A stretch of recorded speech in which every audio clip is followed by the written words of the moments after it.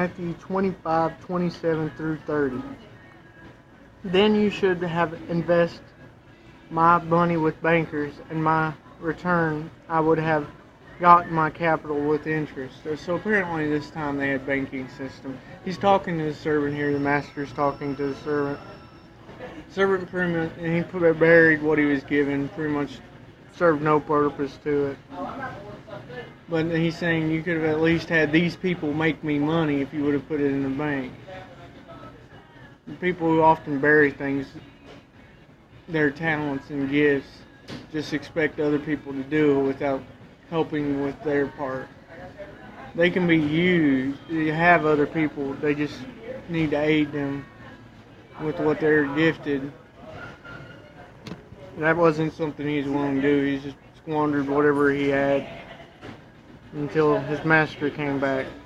Oftentimes this is most of what people do today. They squander what they've been given and then have to stand and answer to the master. So I take the $2,000 away from him and give it to the one who has $20,000. So he takes his gift, he takes what he's been given, his blessings, and gives them to somebody who will actually use them for the benefit of the master.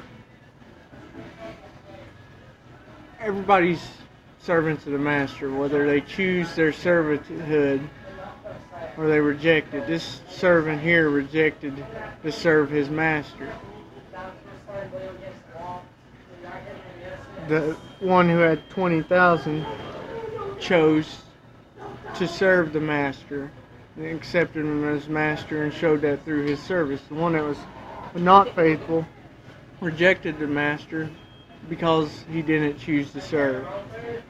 So while he was the master, the unfaithful servant never accepted that by the way he lived. For to everyone who has will be given, and he will be given more than plenty. But from him who is wanting will be taken even what he has. So it's saying we need to use what we've been given, otherwise it will be taken and given to someone who else will use it. You know, people, that isn't saying everybody who's serving the Lord will be blessed financially. We see how Job served the Lord and the Lord took from him. That happens. He was blessed at one time. Yes, he was blessed, but his blessings didn't have anything to do with whether he's serving the Lord or not.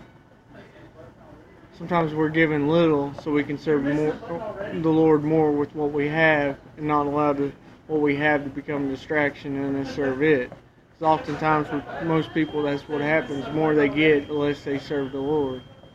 But if they're given little, they serve him much. Verse 30. Throw the useless slave into the outside darkness.